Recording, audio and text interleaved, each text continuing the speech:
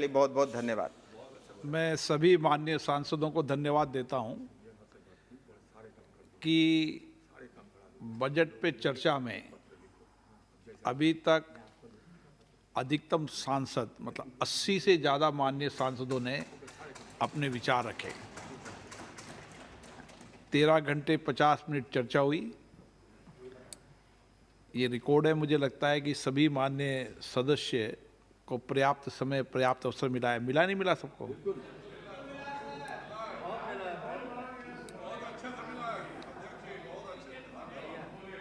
माननीय मंत्री जी,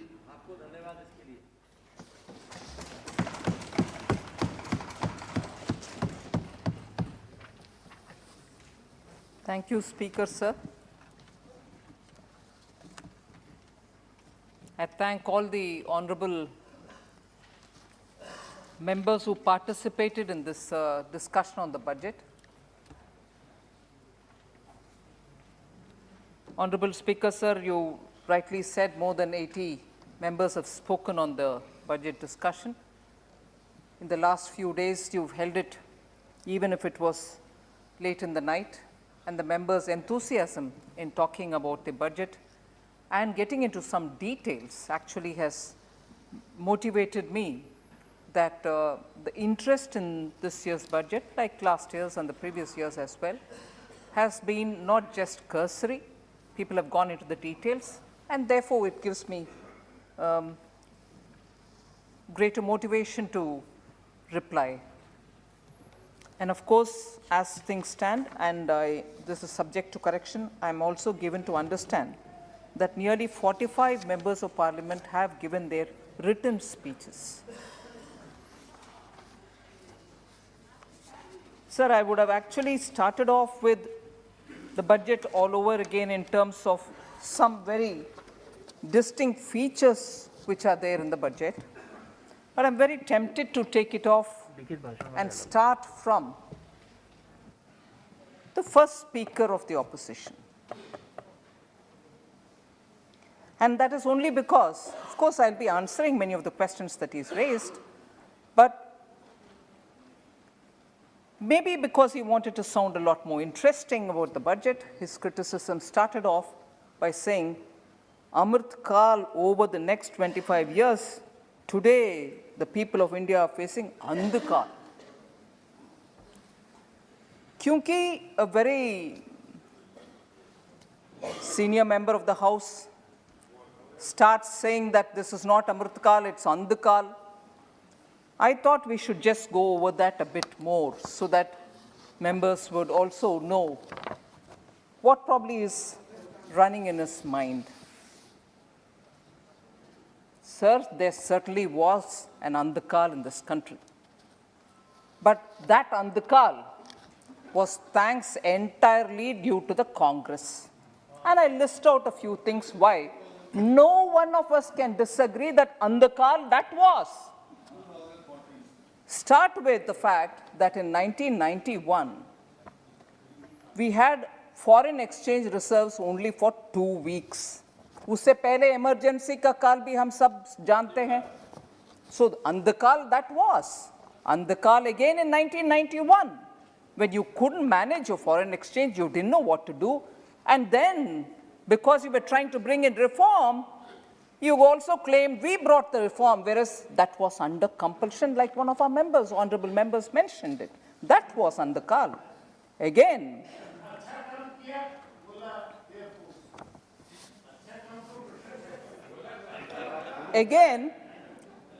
double-digit inflation, sir, during the 10 years of UPA. I will get into some of the details a bit later also. And when we are constantly talking about inflation and the government is explaining itself as to what is being done in order to contain what today is being suffered by people all over the world, but that's no excuse. We are responding to the situation in India. Double-digit inflation during UPA 1 and 2, particularly in 2, was Andhkal indeed. And that's the Andhkal probably he's referring to. Third, coal scam. Every day there was headlines in the papers about corruption, 2G scam, Antariksh Deva scam, middlemen everywhere.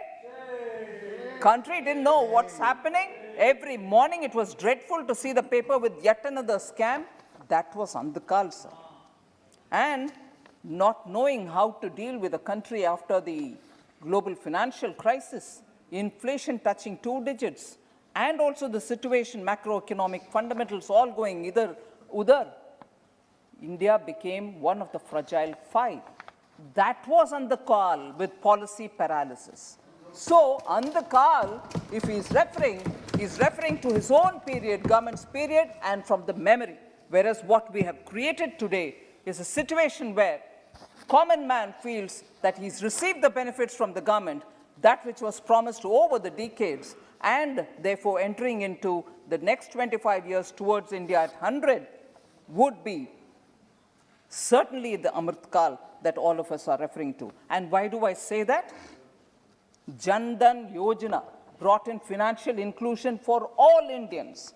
And today, I can say there are 44.58 crore accounts, and in those accounts which were made fun of, saying this is zero balance account, how can you have accounts where there's not going to be any balance? There are 1.57 lakh crores as deposits in those Jan Dhan accounts.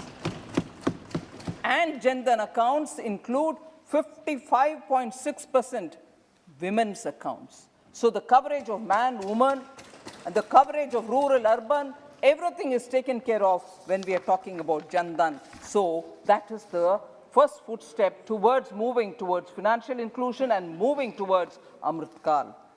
Sir, again, 44 unicorns have successfully been identified in this country, and they've created wealth. They've also become the new showcasing of India's talent and innovation, and this has happened between 2020 and 2021. 20 crore women were given during the pandemic 500 rupees directly by the click of a button in DBT format, and the monies went into their accounts, and therefore this again is true inclusion and inclusive development.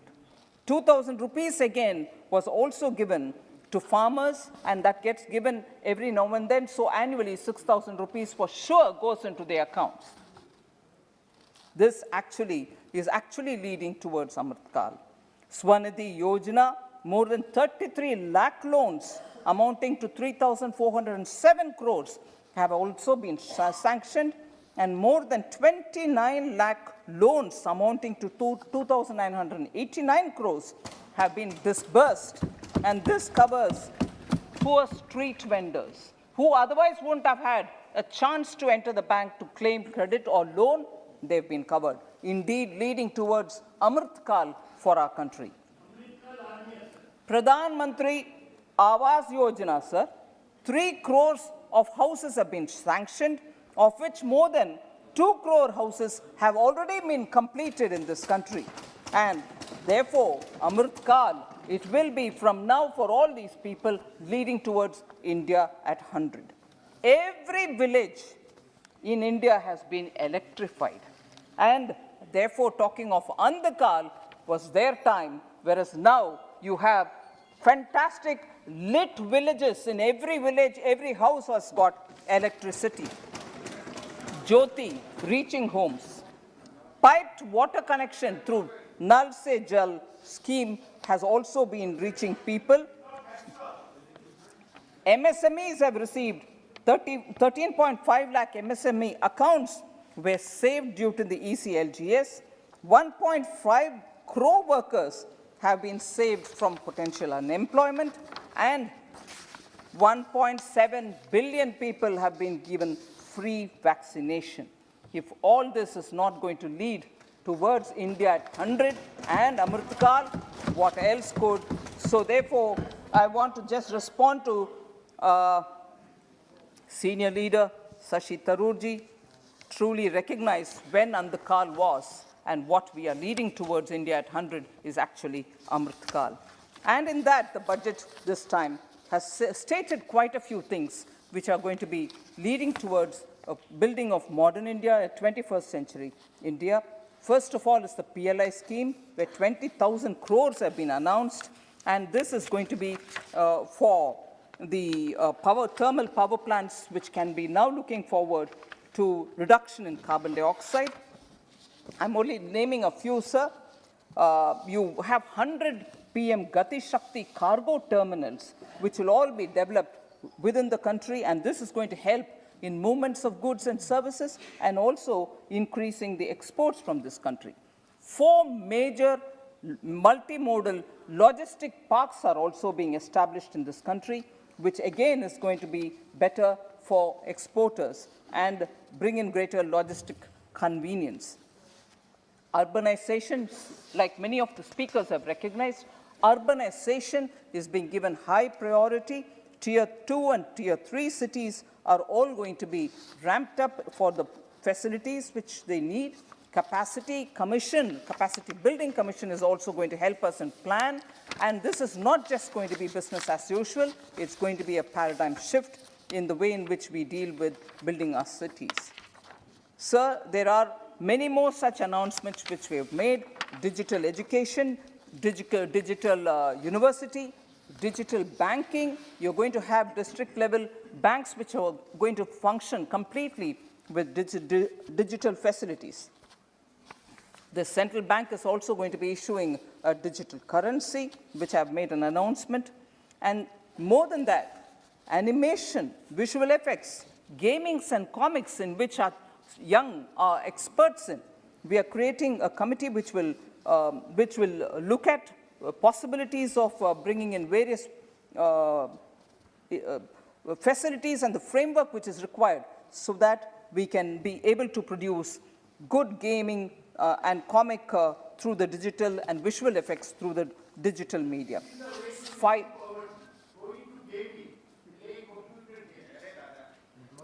5G, sir. 5G services will also generate new employment, and for that we are also providing the necessary ecosystem. So, in all the budgets, sir, drone technology, which will be of great help for the farmers, is also something which we are giving a lot of importance for. Khelo India, Fitness India for the young are all giving high priority for the youth of this country. There are going to be 1.5 lakh post offices in the country, which will also be more than just post offices, which will have all kinds of banking service facilities. Those who have Sukanya Samriddhi account and PPF account in the post office will also be benefiting from these services. E-NAM is something about which we've spoken. Startups have been given a lot of encouragements, but particularly for startups to help in agriculture, bringing in value addition. We've taken a lot of steps towards that. So I'm not getting into every announcement that I've made in the budget, broadly indicating that we have a clear plan to take all sectors and their development in our mind and move with that intention in the next few years. So, but then one important point which we shouldn't lose sight of. This global crisis, the pandemic, has been one of the absolute rare events in the last couple of 100 years. Even the Spanish flu didn't probably get recorded for the devastation in economy that it created. I would say for India, this is probably the 4th contraction in the GDP, triggered off through an international event. 72-73, India saw a contraction in our GDP, purely because of the global oil crisis. 79-80, again a contraction in GDP, and this was because of the Iran-Iraq war. After that was the global financial crisis in 2008-9, again a contraction, but none of this was negative. They were all reduction, remaining in the positive territory, but reduction, substantial reduction. And 2008 and 9 also saw it because of the global financial crisis. But what we saw because of the pandemic in 2020-2021, which led to a contraction of 6.6% negative, was one of the worst ever that we could face, and we were not alone in it. All over the country, all over the world, indeed, economies suffered because of such a contraction.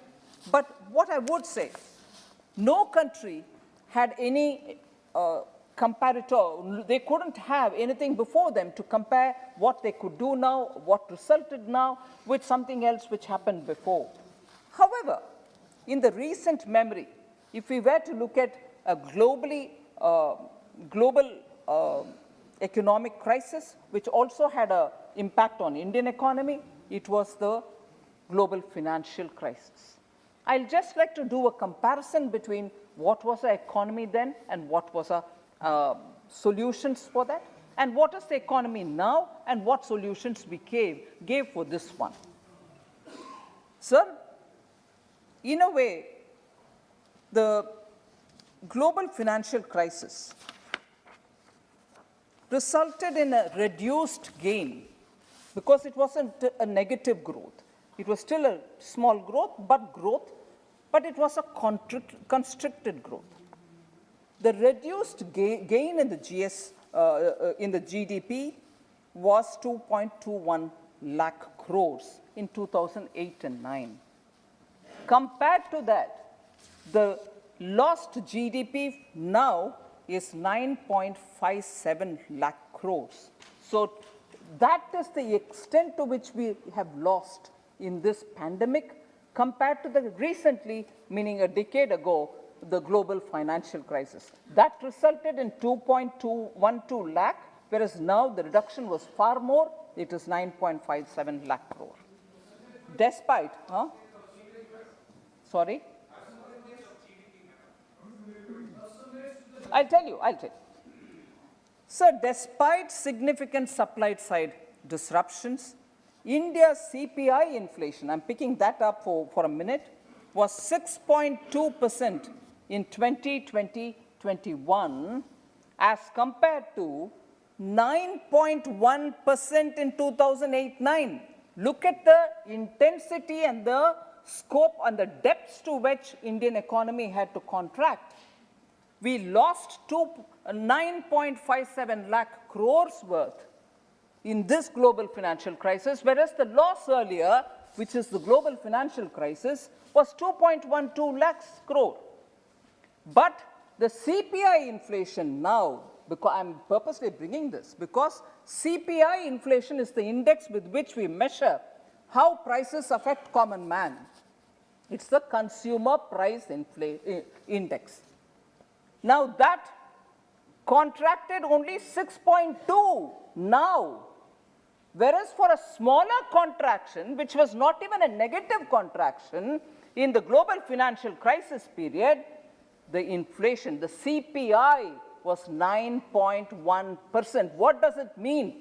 That today, in spite of this intense crisis, in spite of the reduction in the GDP to the extent of 9.57 lakh crores, the CPI is well contained and it is only 6.2%, showing that we have managed the economy much better now than it's easy to say now, than a smaller crisis of that time when the contraction was only 2.12 lakh. And that led to 9.1% inflation. The CPI was 9.1%. So it's very, very easy to constantly keep throwing at us inflation, price rise, kya kar rahe ho? Yes, I agree. There is a need for us to do more. That is why we are importing more edible oils. We are removing the restriction on pulses to be imported and so on. But with a smaller reduction in GDP, with not a negative reduction in GDP, still the inflation couldn't be controlled by the UPA government, whereas Prime Minister Modi ensured that it will not cross 6.2, whereas that was 9.1 that time.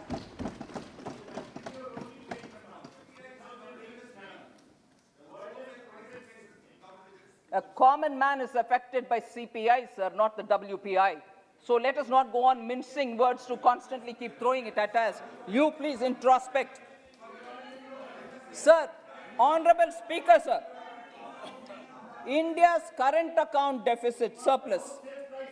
All right, sir. India's current account surplus. Current account surplus, sir. Sir, the entire treasury benches heard every comment. And as much as possible, I don't say that I was here 24/7. There were times when I had gone off, and my honorable Minister of State was here to take care of everything which is being said.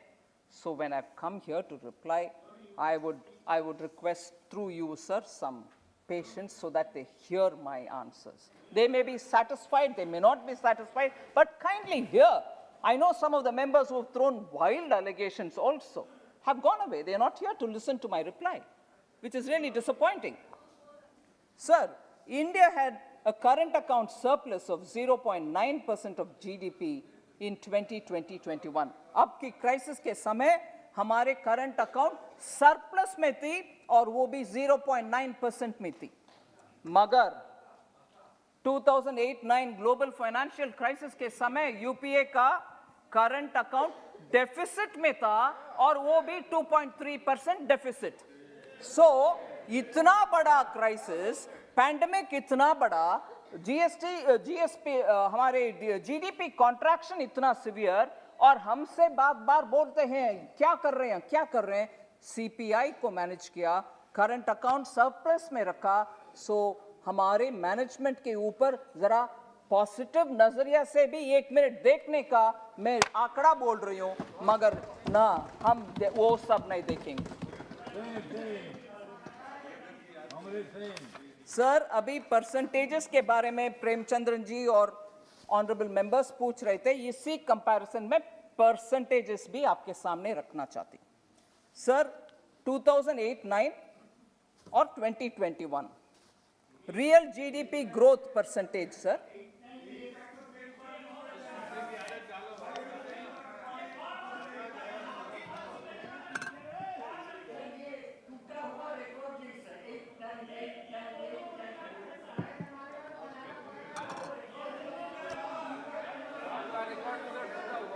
Sir, global financial crisis incidentally 2008-9 सुनने को पसंद नहीं है तो global financial crisis का नाम याद रखिए.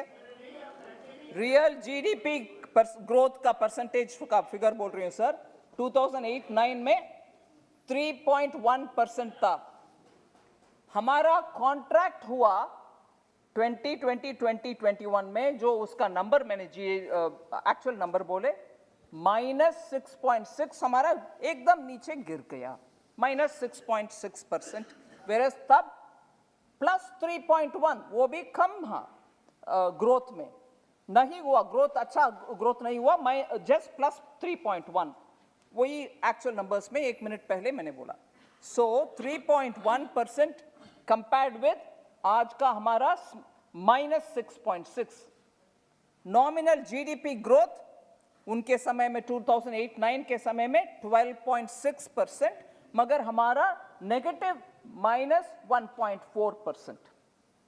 सर, ऑलरेडी मैंने बोल चुकी हूं 2.12 लाख करोड़ का उनका रिड्यूस्ड गेन हुआ, वेरस हमारा 9.57 लाख करोड़ तक नेगेटिव गिरे. मगर CPI inflation 9.1% at that time, 6.2 in our time. Compare करके देखो कि सीपीआई कहां था.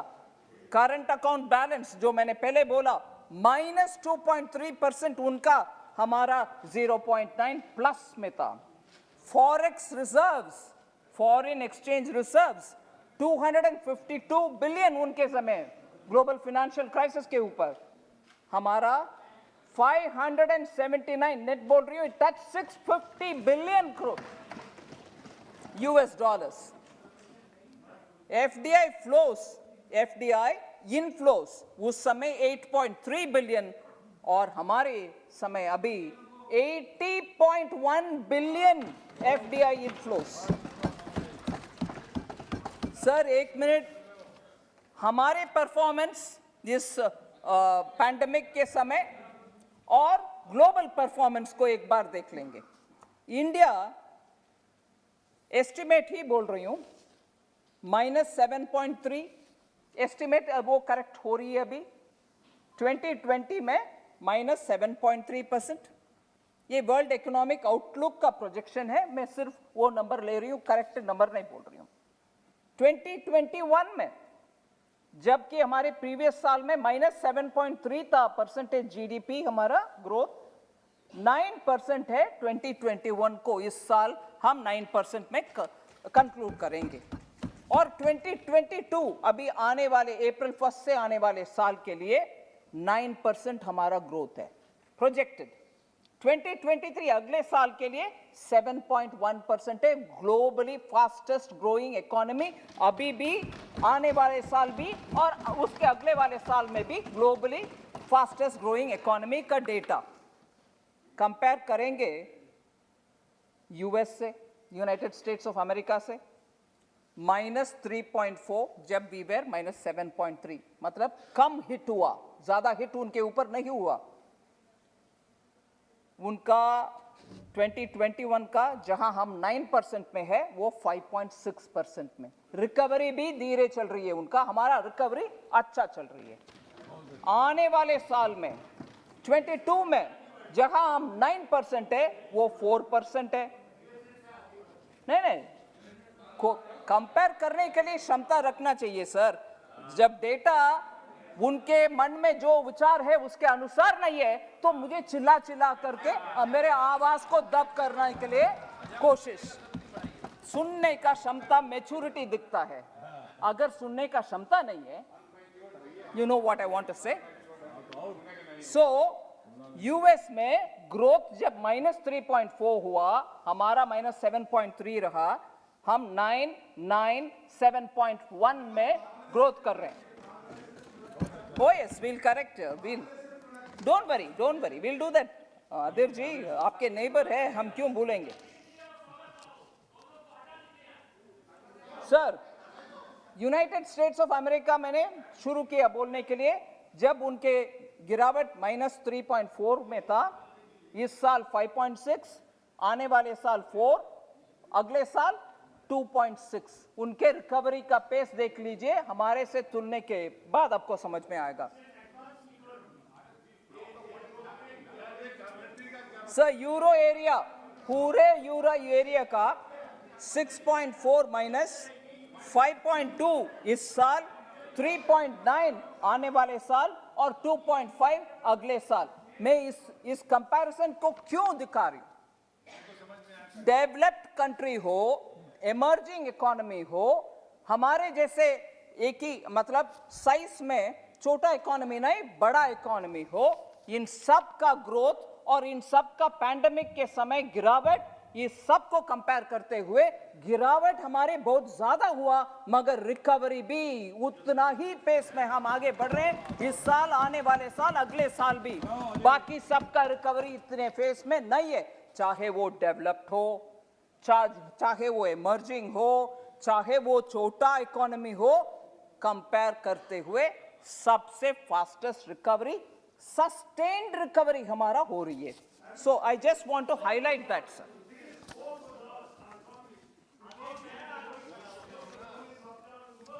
That's the point. Despite biggest fall. Sir,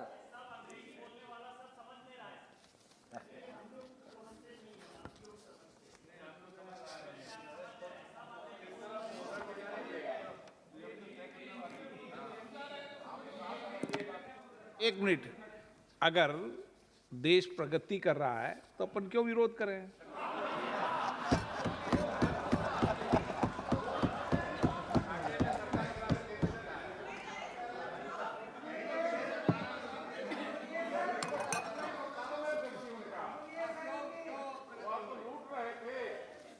sir, हम इस पिछले साल भी और इस साल भी ये पैंडेमिक का इतने अफेक्ट होने के बाद इकोनॉमी कैसे रिकवर होगा, कैसे इसको क्या क्या तरीके में से हम, how do we restore the economy, इसके ऊपर बहुत हमने चिंता सोच विचार किया।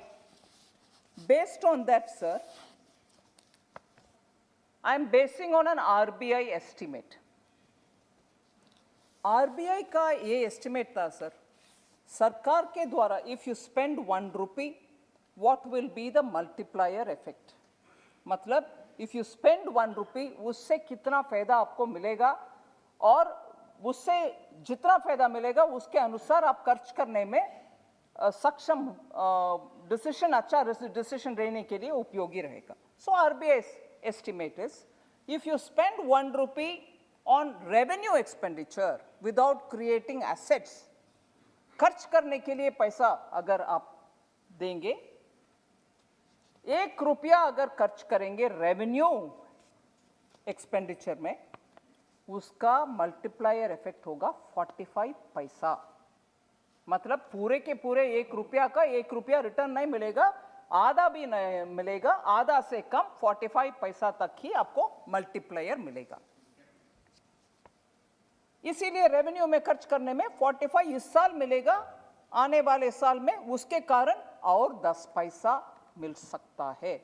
In the sense, if you spend 1 rupee, immediately this year you will get 45 paisa worth returns or multiplier, and next year you may get an additional 10 paisa more.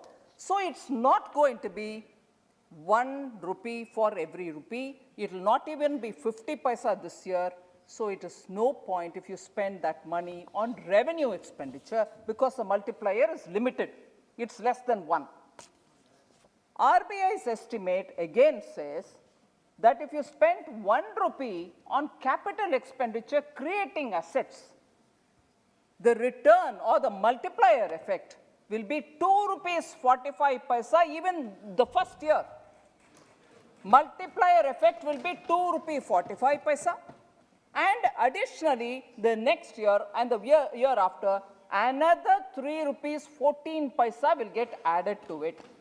So for every public taxpayers' money that we spend on capital expenditure, building assets, building public infrastructure, this year itself you will have 2.45 as multiplier, and the next year you will get 3.14 paisa, 3 rupee 14 paisa. Therefore, we thought public taxpayers' money being spent in creating assets gets us better returns, better multiplier effect, and therefore we chose to spend on capital, in infrastructure building. Okay, infrastructure building, public expenditure, we are borrowing money to do, but we are also ensuring that revenue expenditure is rationalized. I want to convey and put it on the records of this august House that revenue deficit as a percentage of GDP of the government has shown visible decline because it doesn't give you the multiplier that you want. I want to highlight and show that in 2020-21, it is 7.3, which is actual, whereas the BE for 2021-22 is 5.1, sir. 2021-22, RE is only 4.7. And 2022-23, we have put in the BE 3.8 only. Normally, anybody who's looking at budget preparations and budgets of the countries will understand it's highly difficult, very, very difficult to reduce revenue expenditure. But we have shown that without hurting much, revenue expenditure has been rationalized. I just want to put this one on record, sir. Sir, now, in a way, I will respond to members of Parliament who have raised issues on that. I'd like to give clarification or respond to the questions that members have raised. I'll first start with several members questioning the GDP growth projections. Members have said the real GDP growth rate mentioned in the budget speech and the economic survey are different. There is a mismatch. Many members said that. But I just want to say, sir, For 22-23, the projected growth in the economic survey is 8 to 8.5%. They've given a band. The economic survey gave a band of growth which is 8 to 8.5. The estimates of RBI are different. As they are doing their own projection, their estimates are slightly different. Now, with this projected growth rate, to arrive at a nominal growth rate figure, you will have to top it up with the deflator. GDP growth rate in the budget projection, sir, 22-23, was based on the advanced estimates of the NSO, which is given by the Ministry of Statistics and Program Implementation. That is a different strand, so their numbers will also be slightly different, but the trend and the number largely are in the same level, the same sort of quartile. So the difference by itself does not account for too much, except for the fact that the advanced estimates based on which we projected the figure of GDP growth in the budget was prior to the Omicron. What we have done is we've also taken the Omicron into consideration and used that figure, and therefore the budget projections are looking at 22-23 a nominal GDP of 11.1. So there is no difference, there is no much worry if the numbers are different. Economic survey takes it from one source, we take it from another, all of us use our deflators, and roughly they are about similar ranges. So the about WPI, there was a voice which was raised. Of course, that's in double digit, whereas CPI has been remaining in the range, and therefore we expect to have about a deflator of 3.5%. So that clarity I just wanted to bring to the notice of the honorable members who spoke about mismatch in the two GDP growth figures. Sir, I'll come to this topic which most members did raise as a concern, unemployment. Members quoted from the speeches and mentioned that only 60 lakh jobs are being talked about. So that was only for one of the schemes for which we said this scheme, because of this scheme, there will be about 60 lakhs. And that is the PLI scheme. So that doesn't mean that's the only scheme in which we are looking at generating employment. First principle is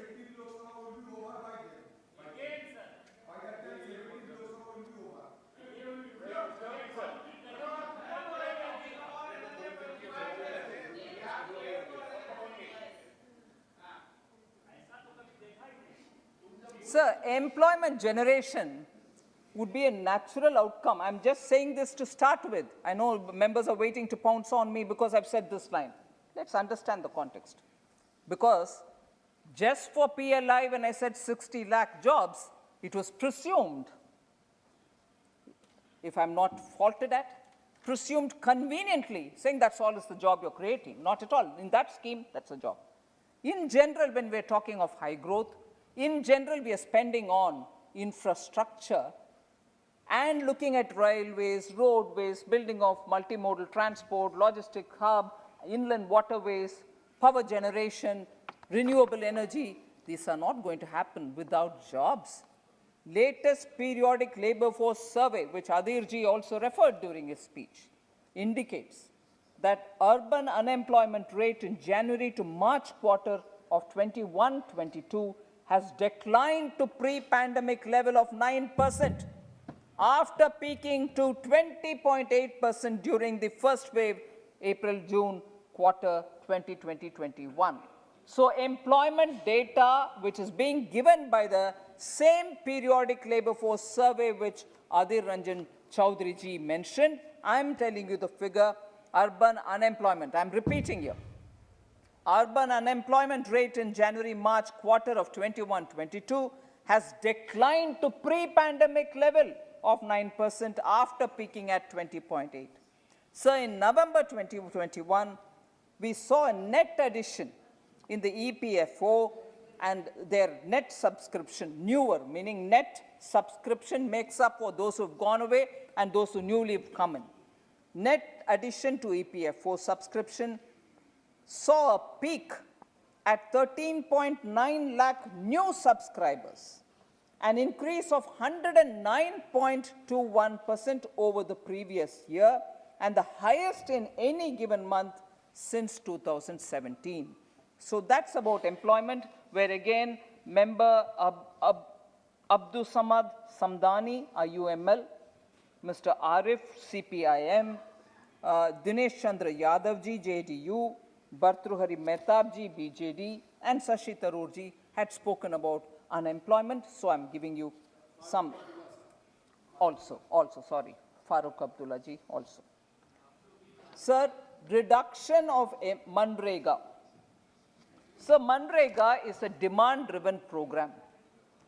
As and when there is demand, through the supplementary demand for grants, we give the additional required amounts, but we have not reduced from the BE compared to BE. The amount has remained same, and it is this government which, having given in the BE 64,000 crores in 2020-21, raised it to 1,11,000 crores for Manrega.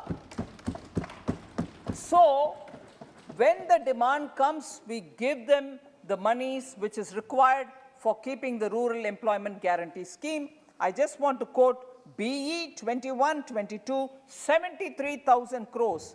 RE increased to 98,000 crores, and BE again 73,000 crores. There is no reduction, and this is a demand-driven program. As and when the demand comes, we will be giving it. It's never been let down.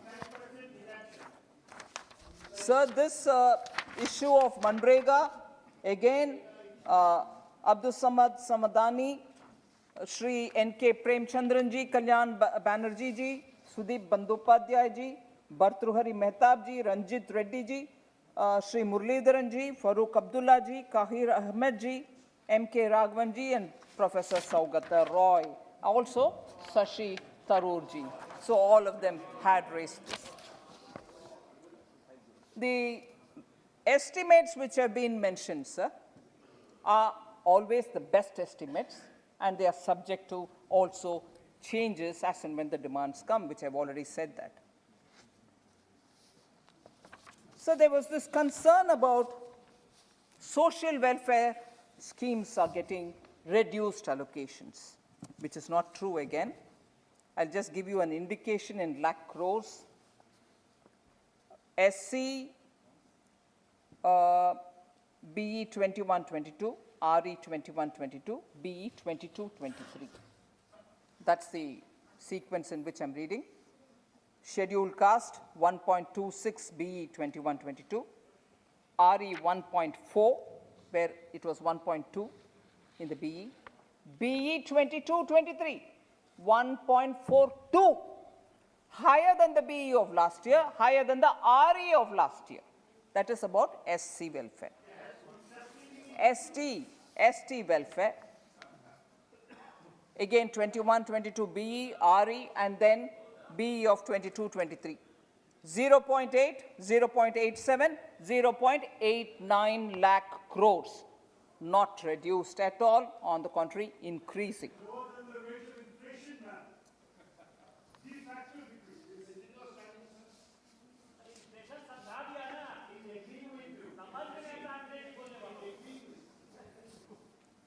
I've explained CPI inflation.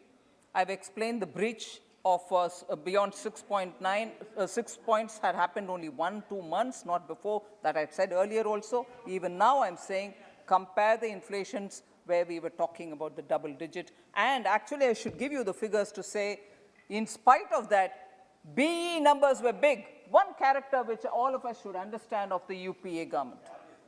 Every time, I wish I had the number with me. I have it for a few criteria, but I'll show it. Every time the BE will be a big number, the RE will be half of it. The next year BE will be based on the RE of last year, unachieved. Continuously. So, because I've come into that topic, I'll say this. Look at what has been spent in 2013, 14, for health. UPA 2013-14, 37,330 crores. What was actually spent? 28,662 crores. They'll put big numbers in BE but never utilize it. And then now we'll say, all right, but what about inflation? All right, what about actual? All right, what about the RE?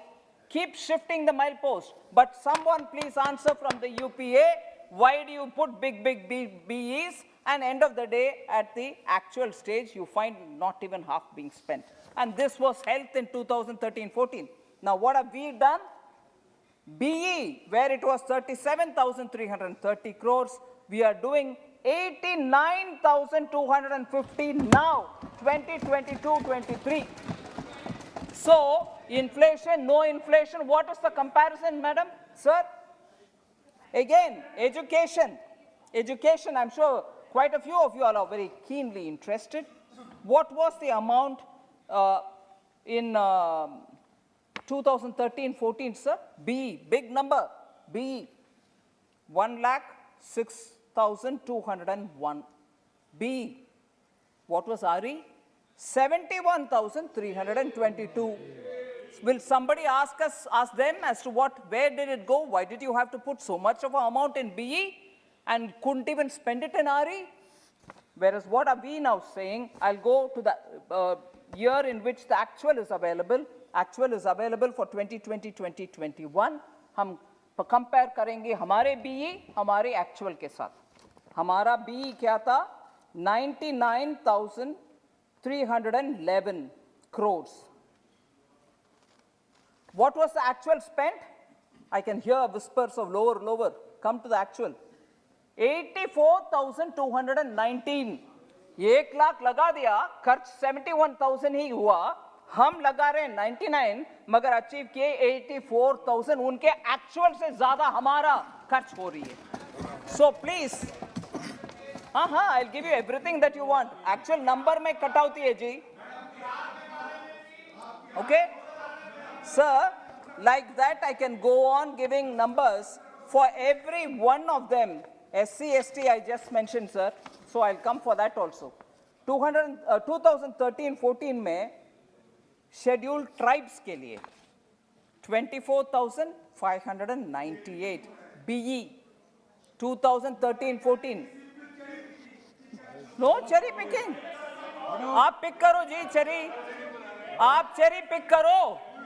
आपके record इतना खराब है, आप जितने भी cherry pick करो अच्छा नहीं मिलेगा. खराब है कांग्रेस वाले, खराब है कांग्रेस वाले, खराब है शेड्यूल्ड ट्राइब्स. कांग्रेस खराब है सर. शेड्यूल्ड ट्राइब्स के लिए माननीय स्पीकर सर 24,598 BE में और एक्चुअल में 22,000 ही उपयोग में आया 2013-14 में. हम 89,265 BE में दिए. 24 कहाँ है, 89 कहाँ है? Scheduled tribes. शेड्यूल्ड कास्ट में आएंगे 41,561 13-14 में BE. हम क्या कर रहे हैं अभी? 1,42,342 हमारा BE. So, SC वेलफेयर हो, ST वेलफेयर हो, प्रश्न पूछ सकते हैं बार बार. Hey, what have you done for SC? What have you? Numbers speak, sir.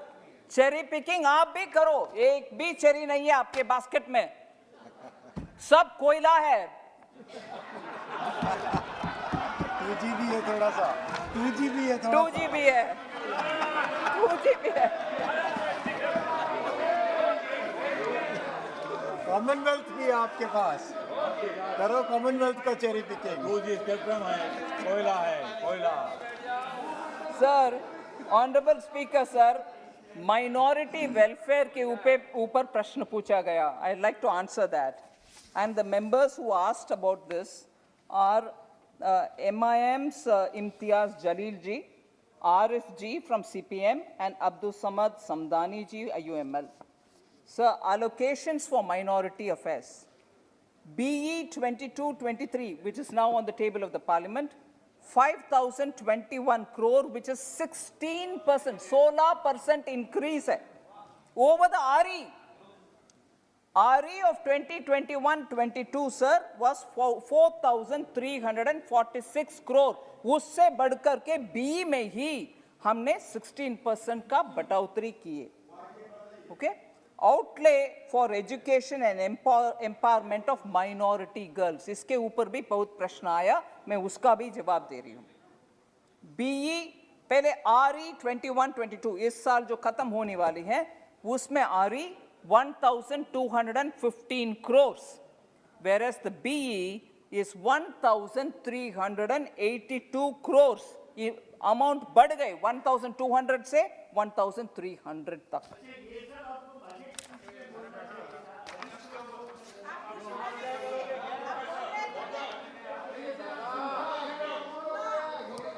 Sir, बहुत इंटरेस्टिंग है सर. ये सब बजट स्पीच में बोलना था और लंबा चौड़ा भाषण दे रही हो आप 2 घंटे का, वो भी बोल दो. अभी भी मैं बोल रही हूँ सर, मेरा स्पीच इस बार 1.5 hours हो सकता है, मगर पूरे बजट के डॉक्यूमेंट्स में ये सब है. मैं रेस्पेक्टफुली कहना चाह रही हूँ, मेंबर जो बजट स्पीच में कहना था बोलने वाले, जरा बजट का डॉक्यूमेंट्स पूरे आपके ईमेल में पहुंचा हुआ है, डॉक्यूमेंट को देख लीजिए, उसमें थोड़ा अध्ययन करिए, फिर आकर ये बात बोलिए. बजट स्पीच में हर विषय बोल दिया तो आपका क्या है, अध्ययन करने का मन नहीं है, क्रिटिसाइज करने के लिए तैयार है, थोड़ा अध्ययन करो.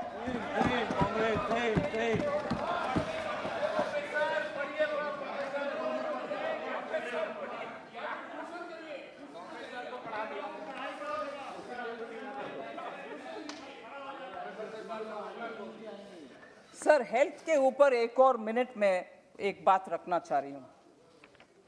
हेल्थ का बजट कम हो गया है बोलने वाले के लिए जवाब. 2019-20 में 64,000 crores, 2020-2021 में 80,000 crores, फिर 21-22 RE 85,915 crores बढ़कर आ रही है. 22-23 जो बजट अभी इधर पार्लियामेंट के सामने है, उसमें 86,606 crores हेल्थ सेक्टर के लिए सर. फिर हाँ, बिल्कुल जरूर बोलेंगे. सी ये रामदास जी अटावले जी की बात सुन लो. क्या बोल रहे थे रामदास जी आप? नहीं, स्पीकर सर, मैं बोल रहा था कि जिन्होंने देश के लिए बहुत सारा दे दिया है धन, जिन्होंने देश के विकास के लिए बहुत सारा दे दिया है धन, उनका नाम है निर्मला सीतारमन. अरे वाह. तो देश की मजबूत करनी है नरेंद्र मोदी जी को जान. देश के सभी लोगों की मजबूत करनी है नरेंद्र मोदी जी को जान. दे दो नरेंद्र मोदी जी की तरफ दिल से ध्यान. माननीय मंत्री जी, 2024 में नरेंद्र मोदी जी का आएगा तूफान. 2024 में नरेंद्र मोदी जी का आएगा तूफान और कांग्रेस वाला कट जाएगा. कांग्रेस वाला कट जाएगा, टीएमसी वाला हट जाएगा और बाकी का भटक जाएगा.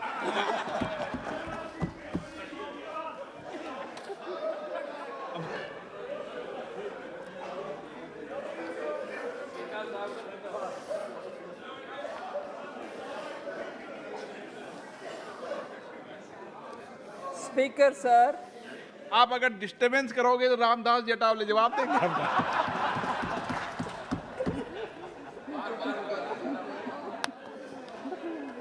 Sir, Speaker, sir, COVID-related health preparedness package. Several members raised question about you did it that year, but are you not doing this year? Didn't you do it this year? So expenditure on COVID-related health preparedness package. In 2020-21, the year in which we had severe COVID, 12,117 crores was spent on preparedness. 21-22, it's gone up and it is now 15,731 crores of rupees. That is purely for preparing preparedness packages wherever it is required. So allocation for Ministry of Health and Family Welfare, which was 64,000, which I have already mentioned in 1920, has been increased to 86,000 crores in the BE of 22-23, which is a 35% increase. Many members normally ask, what is the percentage? 35% increase. The allocations in the year 2021, 21-22 also include COVID-19 related emergency health preparedness packages. Sir, one other additional information on the health. In BE 22-23, 5,846 crores has been allocated under PM Abhim Ayushman Bharat Health Infrastructure Mission. That scheme to develop capacities in the health systems and institutions in responding effectively to the current and any, God forbid, any future pandemic or disaster. So that's about health, sir. Sir, there were questions again about, before I come to the education, sir, there was question about child labor. Child labor.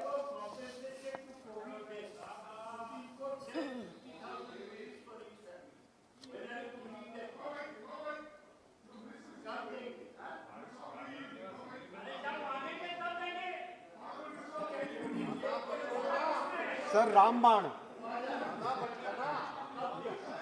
Thank you, sir. Sir, there was this question, sir, if there was reduced allocation for child labor. I want to just suggest here, sir, that allocation to the National Child Labor Project in Ministry of Labor and Employment is for committed liabilities of schools run by the ministry till 31st March 2023. Now, this program is also being subsumed under Samagra Shiksha Abhiyan from 22-23. So it's not getting closed, it's getting subsumed into the Samagra Shiksha Abhiyan and under the Department of School Education. And Samagra Shiksha Abhiyan has an outlay of 37,383 crores for this year, for which the budget is presented. So through this shift, we think the focus on integrated child labor management and also mainstreaming children coming out of child labor will be far more focused through the education department. And that is why this has been done. And you're already aware that for bridging the gap of education lost, we've brought in 200 television channels from where it was 12 through e-Vidya. We expect to have that fulfilling the needs of children in poorer government schools, poorer families who can't afford to buy a phone.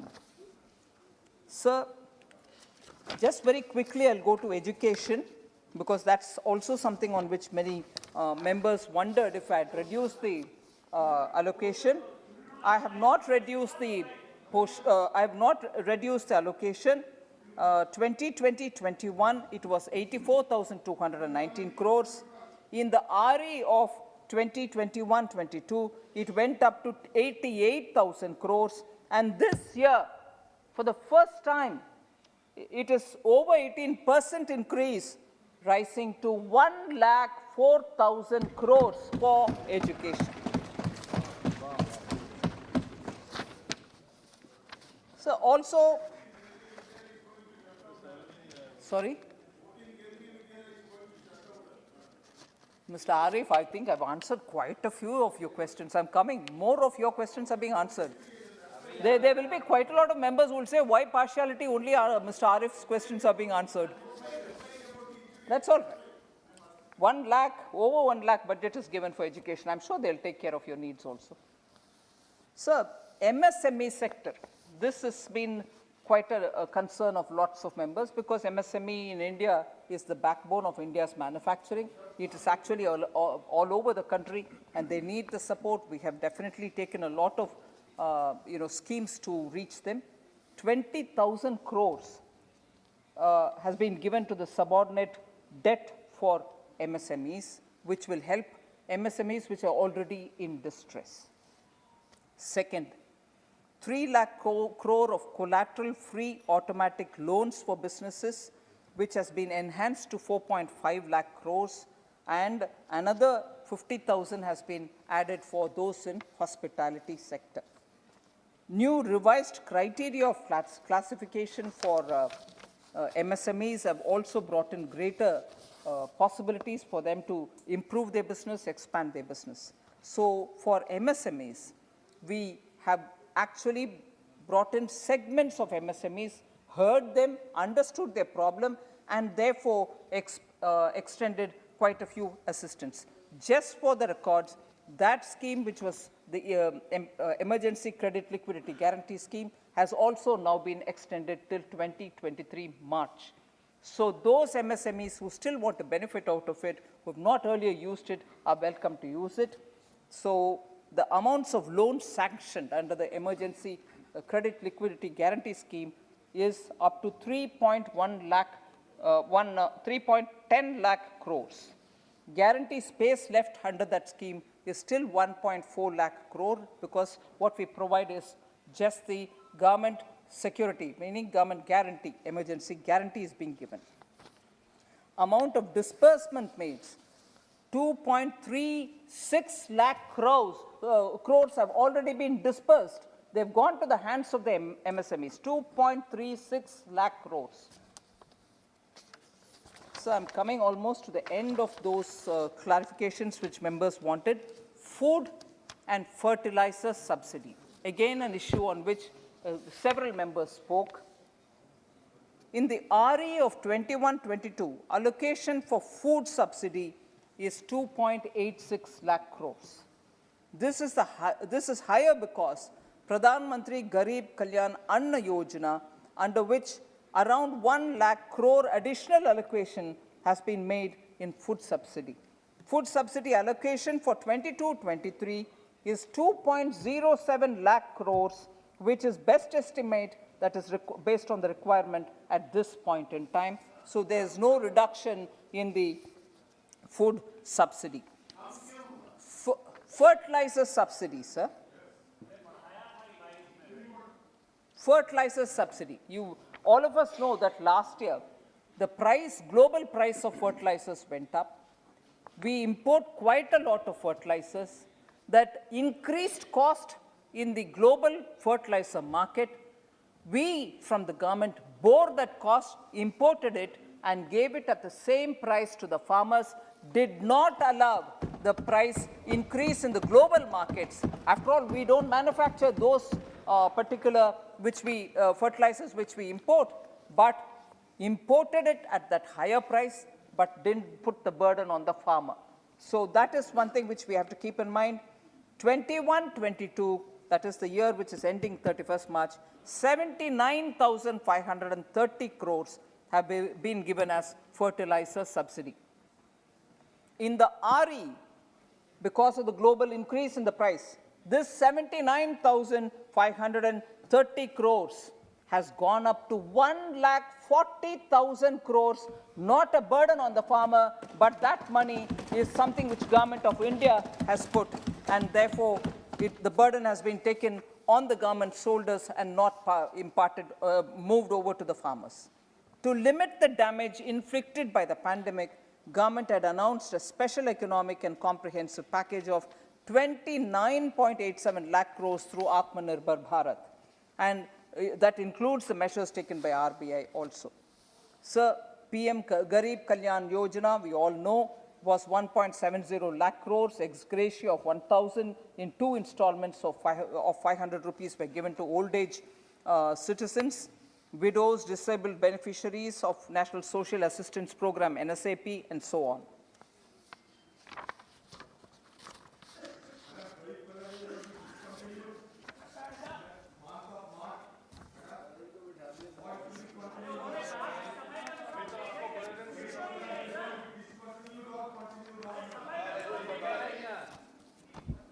Sir, I just want to highlight on income inequality, there's been a lot of issues raised. I want to just say that the policy of financial inclusion, Pradhan Mantri Jan Dhan Yojana, I've already spoken to you, number of accounts, the amount which are there. Then within the next year, after in 2015, having introduced in 14 Jan Dhan Yojana, in 15 we brought in Pradhan Mantri Mudra Yojana. In that, 32.11 crore loans, 32.11 crore loans have been given with a sanctioned amount of 17 lakh crores. This has created an additional employment of 1.2 crore additional employment has been created between 2015 and 18. Hey, wait, you've asked a lot of questions, I'm answering. You should wait now. Despite 2021 being the pandemic year, 15 SDGs, Sustainable Development Goals, measured by the Niti Aayog in the SDG index, have all been included for reducing inequalities, because that is one of the very important goals we follow. Sir? I'm not getting into the total amount of tax devolution which is available in the public domain. That is one of the points on which a lot of members raised question. I don't want to take more time. There are one or two important other points which I'll speak about. Sir, agrarian issue के ऊपर, agriculture के ऊपर बहुत सारे प्रश्न आया. I just want to give some highlights. 2013-14, expenditure of Department of Agriculture and Cooperation was about 19,000 crores, 13-14, last year of UPA. Agriculture के ऊपर 19,000 crores था उनके budget. This has been increased by Prime Minister Modi by 6.6 times, and today it is 1.24 lakh crores. Where is 19,000 crore? Where is 1.24 crores? Out of this, 68,000 crores will be transferred in DBT mode to the bank accounts of the farmers, which periodically Prime Minister conveys through DBT. Sir, fertilizer subsidy, I've explained, 79,530 crores. Then this got enhanced to 1.4 lakh crores. So, fertilizer subsidy. Agricultural infrastructure fund has been created with a size of 1 lakh crore. Agricultural infrastructure fund. That's been brought by us, and I want to highlight the importance of it. Infrastructure is main critical point, and we wanted to continue strengthening that. That has been announced by us. So, the formation of 10,000 FPOs, farmer producer organizations, 10,000 are being supported, and that number is also getting increased. So somebody said that there's no provision being made for the armed forces. Defense ke liye kuch zyada nahi diya. Allocation of capital outlay on defense services has been increased from 1.35 lakh crores in 21-22 to 1.52 lakh crores in 22-23, which is an increase of 13%, and this is just capital outlay. In 22-23, 68% of all the capital procurement is earmarked for domestic industry. 25% of all defense R&D budget will be allowed and opened up for startups, academia, and for industry, so that domestic procurement can be improved.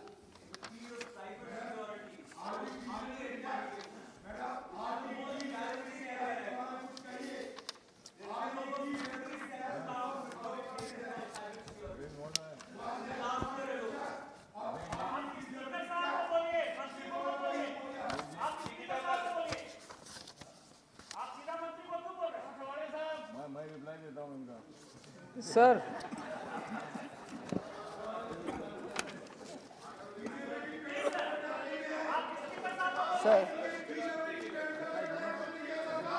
Adir ji, I'm sorry on that.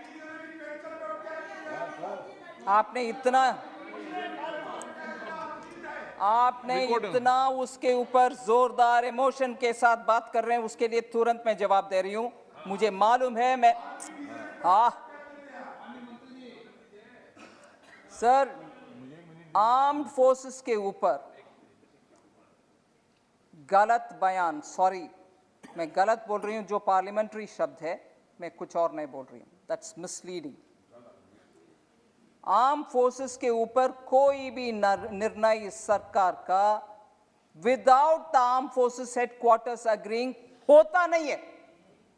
So disability के ऊपर आपने क्यों नहीं जी, arm forces headquarters ने जो भी सुझाव दिया उसके ऊपर ही हम स्टेप लेते हैं। इसीलिए आर्म फोर्सेस हेडक्वार्टर्स से ज्यादा, आर्म फोर्सेस के हेडक्वार्टर से ज्यादा क्या आदिर रंजन जी आर्म फोर्सेस के ऊपर बात करते हैं? ये क्या है? आर्म फोर्सेस हेडक्वार्टर से ज्यादा मुझे इनके और उनके बातों में आना है क्या? उनके हेडक्वार्टर्स को मालूम नहीं है क्या? इसीलिए गलत फहमियां स्प्रेड करना आर्म फोर्सेस के ऊपर गलत है।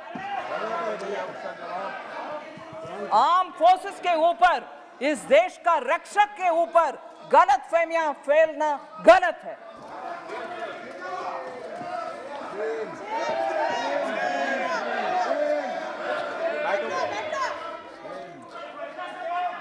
आदिर जी, आप जो भी टिप्पणी हमारे ऊपर डाल दीजिए, उसका जवाब मैं दूंगी, मगर इस देश का रक्षा करने के वाले के ऊपर मिसलीडिंग इंफॉर्मेशन नहीं देना, नहीं देना, नहीं, गलत है।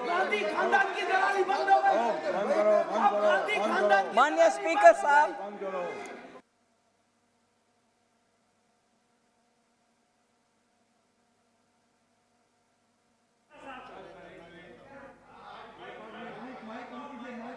मैं अधीर रंजन जी को आपके माध्यम से आग्रह करना चाहता हूं, जो बात उनके मन में है वो मुझे लगता है ठीक दिशा में है, लेकिन उनको कोई मैसेज कर रहा है मोबाइल पर कि ऐसा करो ऐसा करो, और उसके कारण वो मोबाइल देखते हैं और फिर खड़े हो जाते हैं, मोबाइल देखते हैं और फिर खड़े हो जाते हैं, ये ठीक नहीं है।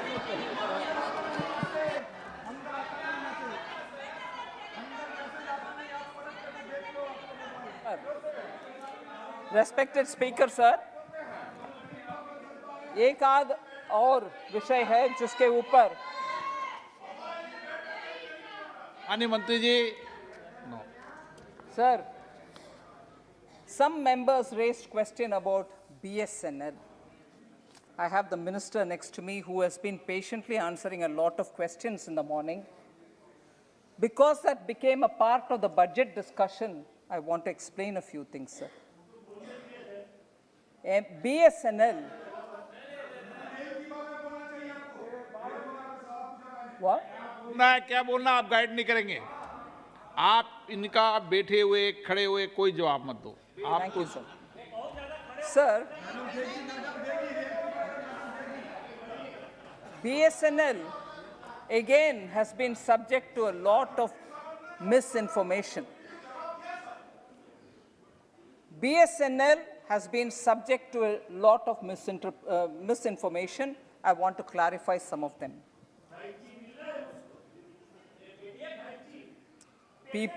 People who couldn't give 4G to BSNL today are sitting and asking questions about BSNL, whose revival is because of Prime Minister Modi. Revival of BSNL is thanks to Prime Minister Modi, and I'll tell you how. I'll tell you how. आप सुनिए, Sir, when I tell the facts, they want to shut me down. Don't shout me down, Honorable Kodikunil Suresh ji. Don't shout me down. Have the patience to hear. Sir, BSNL was formed in 2000, but there was an agreement at that time that there will be license fee, annual license fee, which will be reimbursed till 2010. However, in 2006, with 4 years to go, the UPA government stopped paying the reimbursement. 2000 में agree हुआ, नहीं दिए reimbursement. मैं धीरे धीरे बोल रही हूं, BSNL का ICU में रहने का कगार में क्यों आना पड़ा? कारण कांग्रेस 2006 में रीइंबर्समेंट देना रोक गए। फिर सेकंड, दलाल नहीं आए थे उनके पास। 2010 में MTNL को अचानक बोला गया कि ऑक्शन में जो प्राइस तय हुआ उसके अनुसार आपने पैसा भरो ब्रॉडबैंड वायरलेस एक्सेस के लिए। तब तक जो MTNL कैश रिच कंपनी था, वो अचानक 11,000 करोड़ भर्ती करना पड़ा, जिसके कारण overnight MTNL became a loss making company। BSNL को धीरे धीरे मरवाओ, MTNL को मरवाओ। 2010 में ये भी हुआ। So MTNL paid this 11,000 because government said you have to pay. They paid it. They became a cash rich company, became a loss making sick company। वो second धीरे धीरे तैयारी हो रही है और करने के लिए सर। फिर सर फाइनेंशियल सपोर्ट, अरे मेरा बात दबाने के लिए सच्चाई बाहर नहीं आना चाहिए, इसलिए दबाओ वॉइस। वो अटेम्प्ट हो रही है इधर। दादा बैठो सर। 2014 फरवरी में, मोदी जी का सरकार अब तक नहीं है, 14 फरवरी में प्रपोजल था एनुअल फाइनेंशियल सपोर्ट देने के लिए BSNL MTNL का।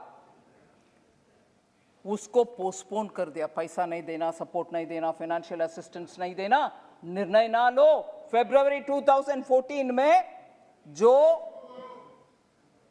फाइनेंशियल सपोर्ट देने का डिसीजन था उसको पोस्टपोन किया, फाइनेंशियल सपोर्ट नहीं दिया, छोड़ कर गए। ऐसे BSNL को रीइंबर्समेंट नहीं किया, MTNL को फाइनेंशियल सपोर्ट नहीं दिया, ओवरनाइट उनसे 11,000 करोड़ ले लिया और दोनों कंपनी का ऐसे छोड़ दिया।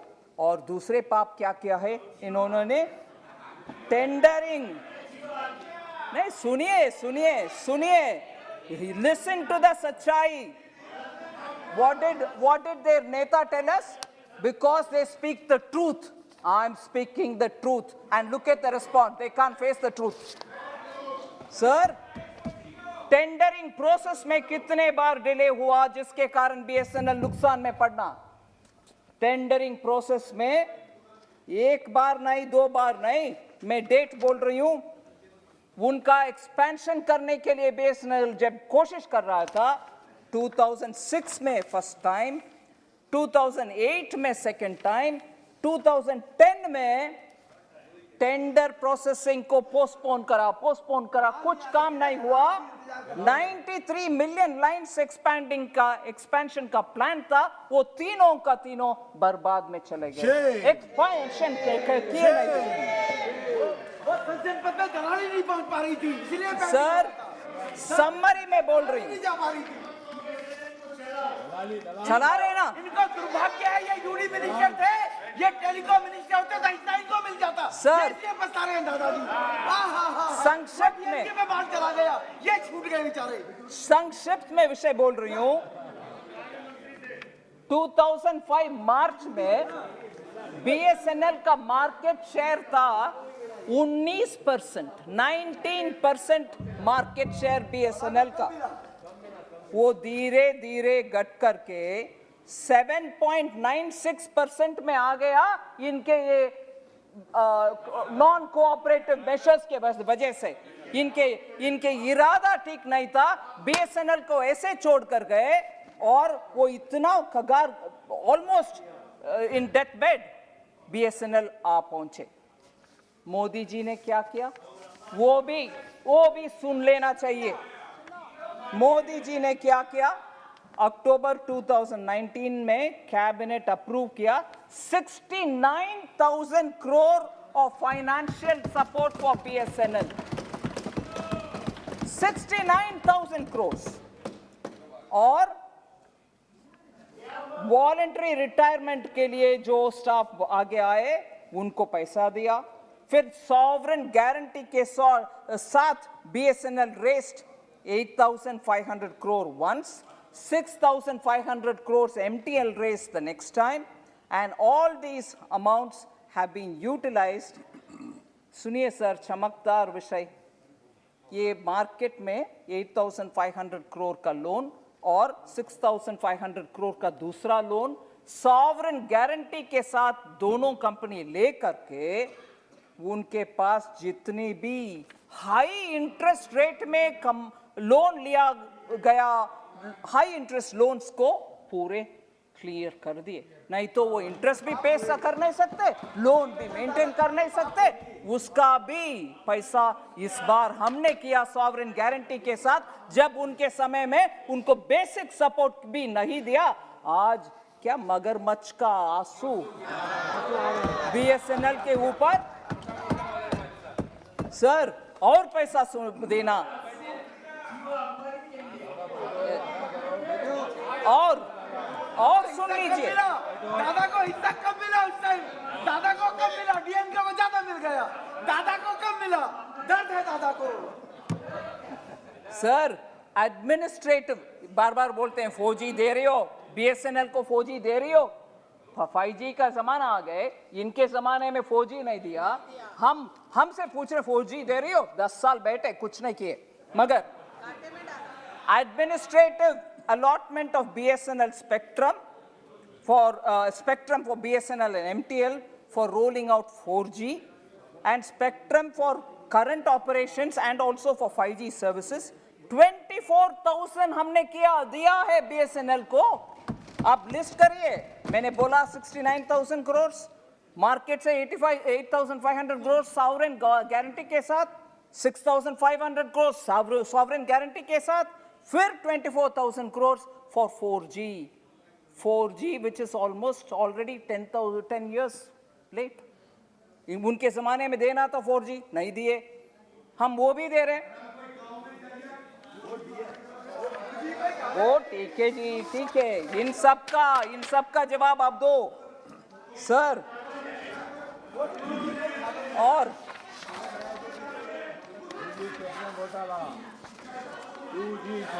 सर 2G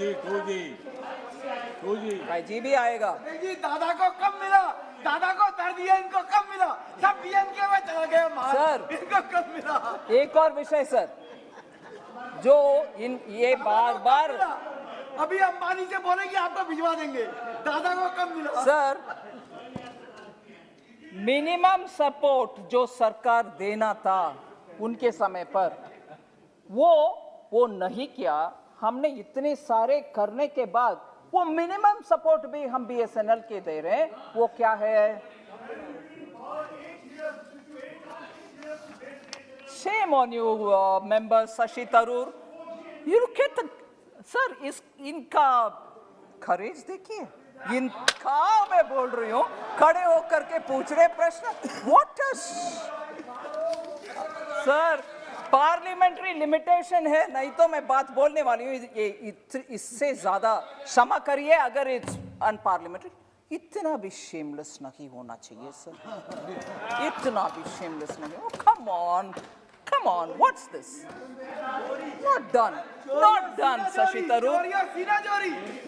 सर मैंने एक बात बोल रहे थे कि 65,000 crores, 64,000 crores कुछ और पैसा इंतजाम करते आ रहे हैं. एक मिनिमम सपोर्ट का बात, to promote mandatory utilization of BSNL and MTNL capacities by all departments and ministries in the government and also by government undertakings and bodies of the central government. An office memorandum has been issued to all state governments also for utilizing the capacities of BSNL and MTNL on a mandatory basis. हम वो भी कर रहे हैं, mandatory सरकारी के कामकाज में बीएसएनएल और एमटीएल को उपयोग करो। ये सिर्फ सरकार के डिपार्टमेंट्स में सिर्फ नहीं, हमारे पब्लिक सेक्टर अंडरटेकिंग्स में भी और स्टेट गवर्नमेंट्स में भी। कम से कम ये भी नहीं किए यूपीए के समय में, ये भी नहीं किए। बीएसएनएल का आज आंसू बह रहा है, मगरमच्छ का आंसू।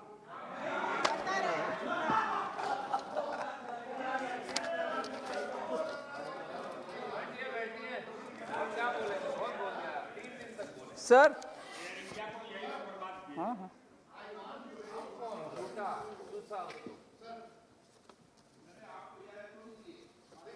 Thank you sir. सर, माननीय मेंबर सुप्रिया सूले जी ने बहुत सारे विषय उठाए and I had responded to a few of them then itself. But one important issue, sir, which probably also many other members had in their mind, that this government is only raising cesses and surcharges, which doesn't get devolved. Between 14th Finance Commission, 13th to 14th, already it was raised to 42%. Now it's come to 41 because J&K is no more a state. Having raised that much, that is also going. But by central government collecting cesses, central government doesn't sit with that cess. I'll just give a number which will tell you. What is collected, after all, has to go to the states for using. Does Government of India sit on that money and do anything in particular? It goes through various programs, centrally sponsored programs, central sector schemes, and also through specific programs which have to be done in the states. I'll just give a total amount, sir.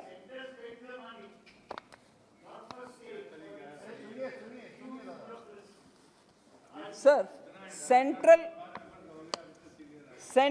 transfers to states have not come down. ये devolution से हट करके बात है.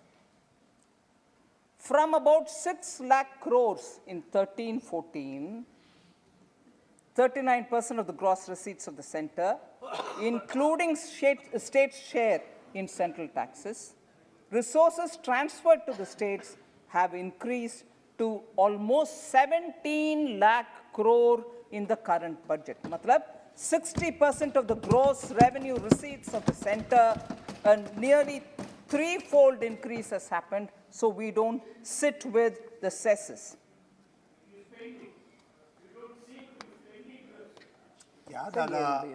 Unbelievable, sir. Anyway.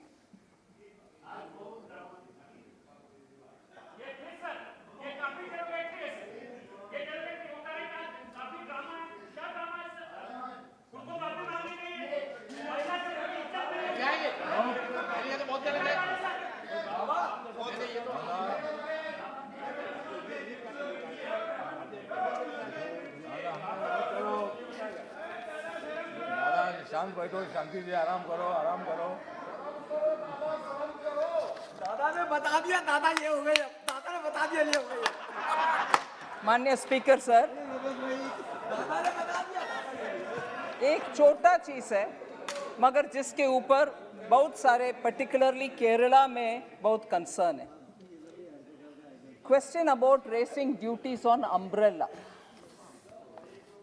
Prior to the budget, sir, umbrellas, matlab chhatri, umbrellas attracted a basic custom duty of 10% BCD, whereas parts of umbrellas attracted only 5% BCD. Sir, pre-budget consultation के समय हमें बहुत सारे representation आया, and उस representation MSME umbrella industrial association के द्वारा भी हमें मिला. हम सिर्फ इसका इम्पोर्टेंस समझ लें. छतरी छोटा चीज है, मगर समझ लें इसका इम्पोर्टेंस. 25 मिलियन छतरियां, मतलब 25 million umbrellas, piece by piece गिन लें. 25 million umbrellas come to this country every year and gets imported from only one country, and you know which country that is. 25 million umbrellas are imported into this country every year. Or MSME umbrella industrial association, वो सब छोटे कारोबार चलाने वाले, उनका कहना था ये क्या है, आत्मनिर्भर भारत के अंदर हम should we not be protected, इसलिए ये डोमेस्टिक इंडस्ट्रीज को हानिकारक है. So because they were hurting the domestic small umbrella manufacturers in India, we've raised the duty from 10% to 20%, so that at least our own people can produce. 25 million is getting imported, pieces of umbrellas, 25 million coming into this country every year, and that too from one country. क्यों? करने में गलत क्या है? And this is not against any one state or anybody, everybody uses umbrella. But those industries which are there producing that, should we not protect them? उसके ऊपर भी इतना शोर मचाना. Sir,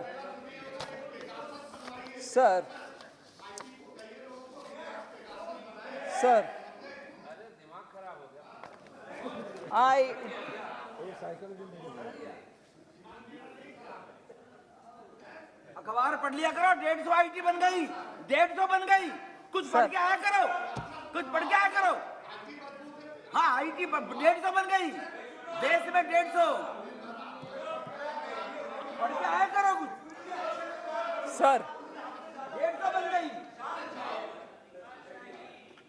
सर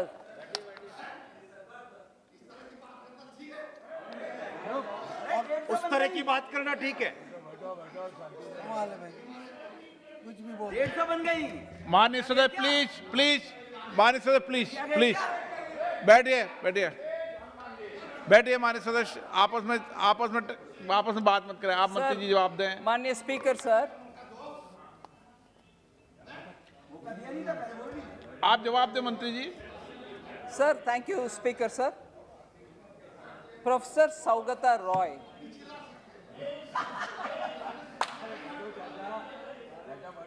माननीय मंत्री जी. Manya Speaker, sir, Professor Saugata Roy raised this question about World Bank has dropped ease of doing business. Why are you talking about it? Didn't you know that the World Bank has dropped it? Sir, World Bank may produce ease of doing reports, that's fine. But compliance burden on Indian business will have to go World Bank report or no report. Compliance burden on our Indian businessmen, chote businessmen, will all have to go. That is why 25,000 compliance burdens have been removed by us.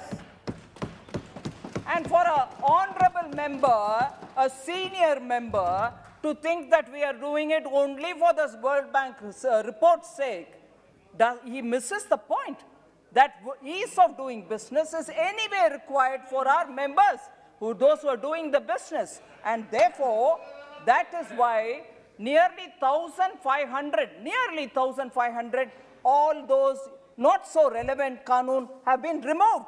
And that was possible because Prime Minister Modi had the conviction that our businessmen should have ease of doing business. They should not be burdened by compliances which are too much for them to keep, by laws which are leading to rent-seeking, corruption, and therefore remove all of them down.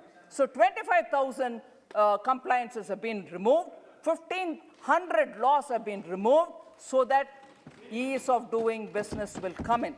And I want therefore that point to be absorbed by the member who threw it thinking, oh, the minister doesn't know anything. He did not listen to the budget speech. I want to highlight this. Without having heard the budget speech, for him to yesterday in such a fashion throw it at me, unfortunately, was so unbecoming of a senior member. I want to put it before you, sir, that this is an unbecoming behavior of a very senior member of the opposition who spoke in such words, and I condemn it.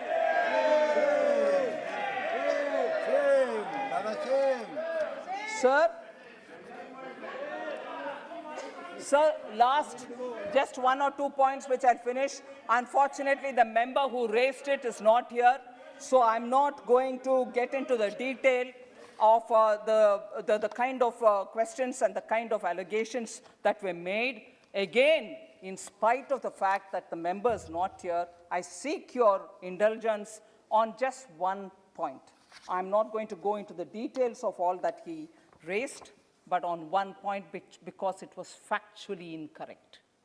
Probably there were many other points which were factually incorrect, but I am going on one point on which, in my absence, and my absence was very much with the permission of the House, with the permission of the Speaker's office, and with the permission of the Parliamentary Affairs, and with members, cabinet ministers sitting in the House, and with my respectful member, Minister of State, my colleague, being here, a point was raised that she's just a nominated member, and how arrogant can she be that she's not here to hear my speech? I'd like to please correct the fact. I am not a nominated member. I'm elected to the Rajya Sabha.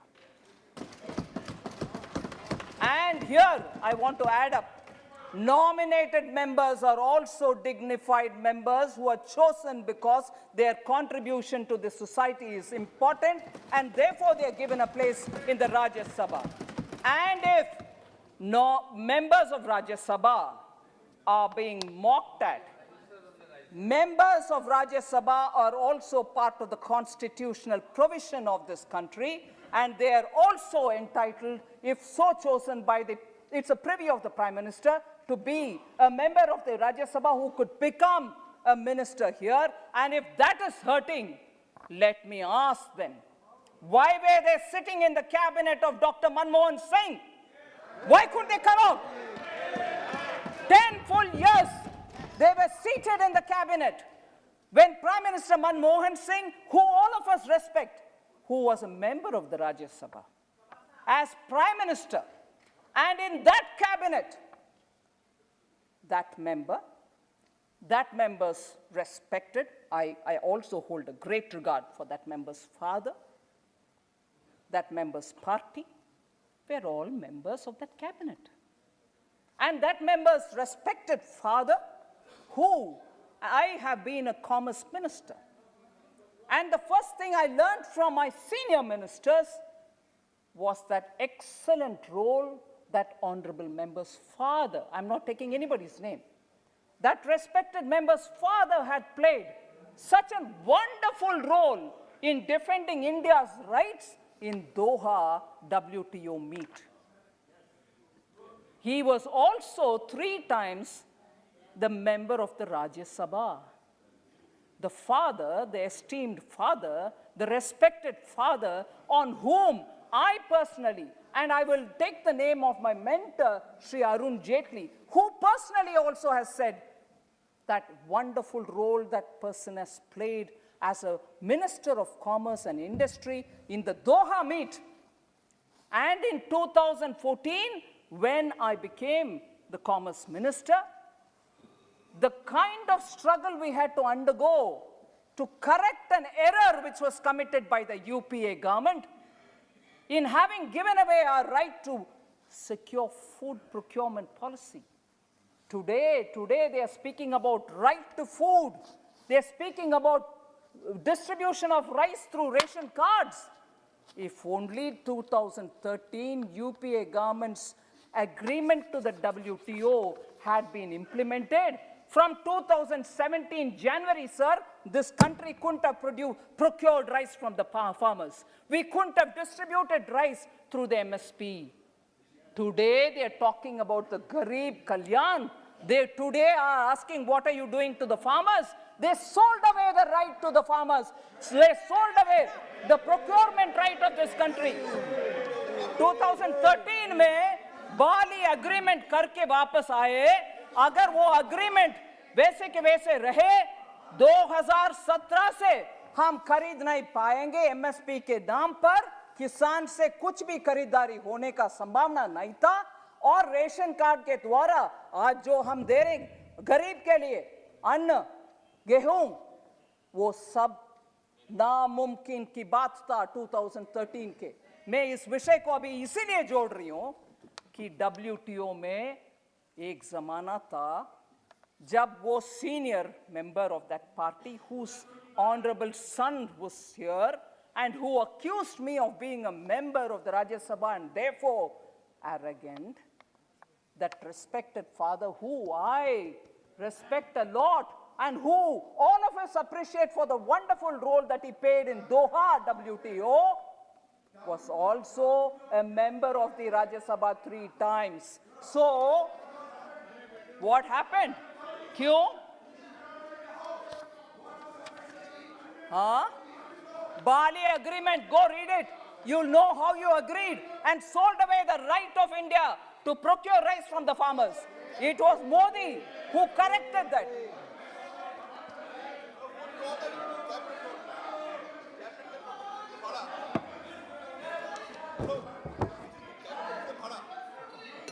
Don't, sir इसके ऊपर चिल्लाने में फायदा नहीं है.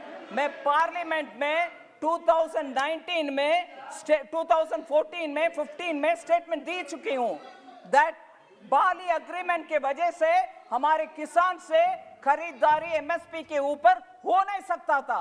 Sign करके आए थे कांग्रेस पार्टी, हमने उसको बदला.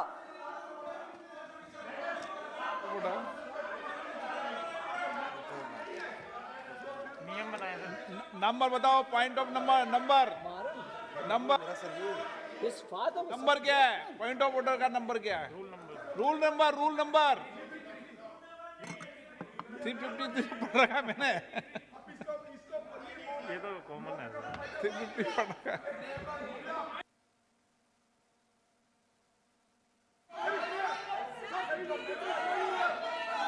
मंत्री जी सर एनीथिंग सर, फैक्ट बोलना सर. ऑनरेबल स्पीकर सर, किसान के ऊपर हमने वो पीस क्लॉज, मैं लास्ट पॉइंट बोल रही हूं सर, हमने जो पीस क्लॉज WTO से 2014-15 में नहीं लिया तो आज किसान से खरीदारी होने का संभावना नहीं है. और sir, they should listen to the facts. और रेशन कार्ड के ऊपर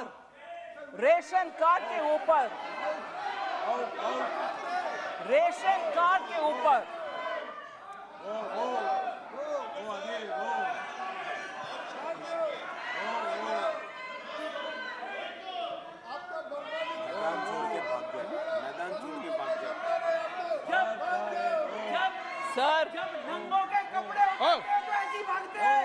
जब नंगों के कपड़े उतरते तो ऐसी माननीय मंत्री जी वापस आ गए. माननीय स्पीकर सर, जब सच्चाई सामने रखते हैं हम, ट्रूथ सामने बोलते हैं हम, वो चिल्ला करके मैदान छोड़ करके भाग जा रहे हैं. मैदान छोड़ करके भाग जाने वाले कांग्रेस, बार बार माननीय प्रधानमंत्री जी के ऊपर टिप्पणी कटाक्ष करने वाले कांग्रेस और बाहर जाकर के बोलने वाले Congress, we speak truth to power बोलने वाले कांग्रेस, जब ट्रूथ उनके सामने रखा जा रहे हैं, उनमें क्षमता कम से कम नहीं है. हाउस के अंदर बैठ करके सुन ले, अगर गलत है तो खड़े होकर के मुझे करेक्ट करें. गलत नहीं है. इस देश के किसान के हित को बेच देने वाले काम किए 2013 बाली एग्रीमेंट में, उसको करेक्ट करने वाला मोदी जी है. और आज गरीब के लिए अन्न हक के ऊपर बात करने वाले कांग्रेस, वो भी पीडीएस के द्वारा डिस्ट्रीब्यूशन संभव हो नहीं था. वो 2017 में हमने 14-15 में हमने करेक्ट किया, नहीं तो इस देश में पुअर के लिए, गरीब के लिए अन्न मिलने के लिए पीडीएस प्रावधान भी खत्म होना था. वो सही किया मोदी जी ने. सो सर, हमारे बजट के ऊपर जितने भी प्रश्न पूछा गया, उन सब के लिए हमने जवाब देने के लिए कोशिश किए. आप भी बहुत ही काइंडली बहुत समय लिया मैंने, फिर भी you were very patient with me माननीय स्पीकर सर, उसके लिए बहुत ही धन्यवाद. Thank you very much.